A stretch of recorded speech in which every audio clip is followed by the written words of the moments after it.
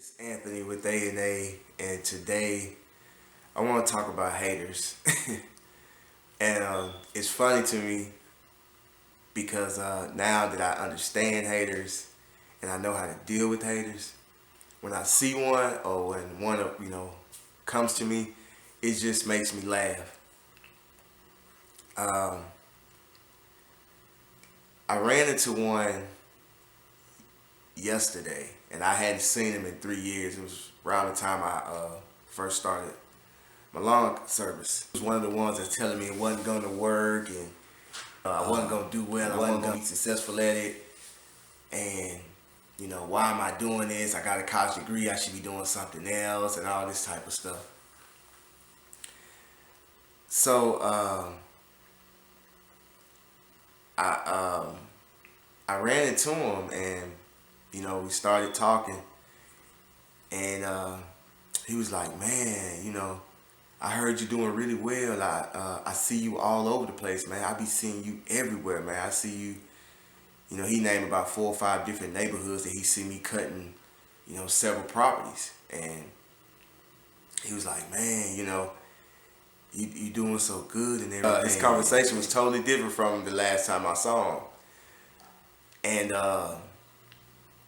then he was like, "Yeah, man, I wanted to start my own business," and he wanted to do mobile detailing. And he started asking me questions, but he was the one telling me that my ideas and my goals wasn't gonna work. And it's funny, now he's asking me for advice. But I'm gonna tell you about haters, man. And haters are people. You might got people who just hate you, that just don't like you, and they're gonna disassociate themselves with you. And that's the smart thing to do, because if you don't like somebody, why would you be around them? Okay, now you got those haters that they want to critique you, judge you, and discourage you. Well, those people actually like you. They just hate themselves. They really do. They're haters, and you think they hate you, but they don't hate you. They hate themselves, and they like you because you are able to do what they want to do, but they feel like they can't do it. They hate that they can't be open as you. They hate that they can't get on YouTube and just be honest and be open and share things with their subscribers. They hate that they can't just go out there on a whim and just start their own company. They're afraid. So they're gonna hate on you to do it and discourage you to do it from doing it. Because if you're not successful, it makes them feel better about themselves. But oh my God, but by chance you be successful, it's gonna kill them. And that's how you deal with haters. You don't have to argue with them. You don't have to, try to prove any points to them. The best way to deal with a hater is be successful.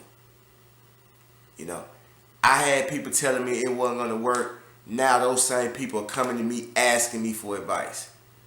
And I didn't argue with them. I just stayed focused. Some of them did get to me, and I'm glad that I didn't show that it had gotten to me. But I just continue to be successful, man. Have faith in what you're doing. And it's a difference between faith and hope. When people say, "Man, I hope this works. I hope this works. I hope my business works," they're wishing. That's the difference. When you have faith, is that it's going to work. You know that it may not be this venture, it may not be, but if you have faith that you're going to be successful, you're going to be successful. It's just that simple. And don't let those guys discourage you, because they will. They'll talk you right out of your goal. They'll talk you right out of your dream. And then when you fall on your face, then they just look at it. You see, that's exactly what they're going to say.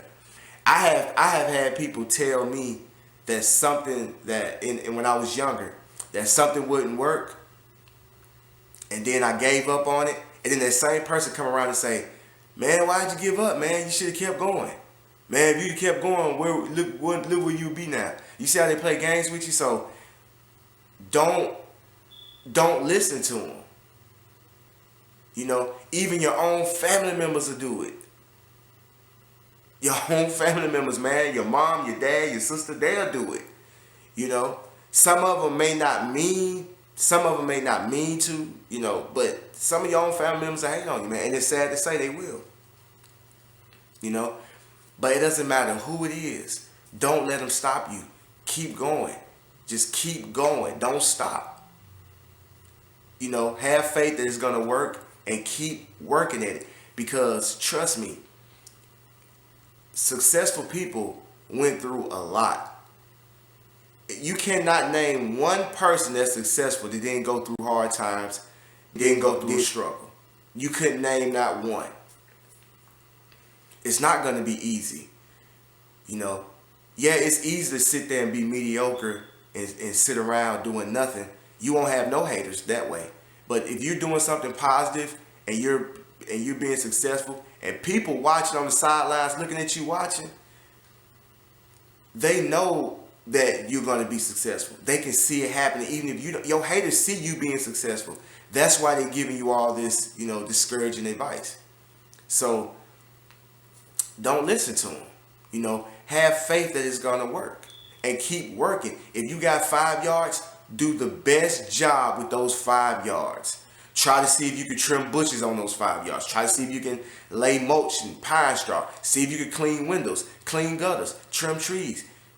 You know, do the best that you can with what you have. Don't worry about the haters, and don't worry about I only have 5 yards right now and give up. Don't give up. Keep going. Trust me, it's going to get better. Matter of fact, let me tell you what happened to me yesterday. And by me having faith, I just keep working. If I got 2 yards to do today, I get up early, just like any other day, and I go out there and I do those 2 yards as best as I can. Yesterday, I get to my last yard. A guy walks up to me, and he was like, "Hey, could you give me an estimate on my yard?" And I'm like, "Yeah, sure, as soon as I get done." So, before I can get back on my mower and start back mowing again, a car slows down, lets the window down. You know, I shut my mower down. I go see what they want. Another lady in the same neighborhood, she wants me to give an estimate. I said, okay, I got one estimate I got to give before you, and I'll be with you shortly, but I have to finish this yard first. She said, okay. She gave me her address, and she pushed on. Okay, so I finished that yard. I get paid. I walk down to the other yard. I look down at my phone. I have a voicemail. I check my voicemail. It's another person who sees me in the neighborhood who wants me to give them an estimate. And check this out. The person lived right across the street from the lady who stopped me, who pulled up and stopped me for an estimate. So within minutes, I had 3 possible clients. So I went to the first house to give the estimate, and the guy wanted me to edge his yard and edge, weed eat, and cut the backyard.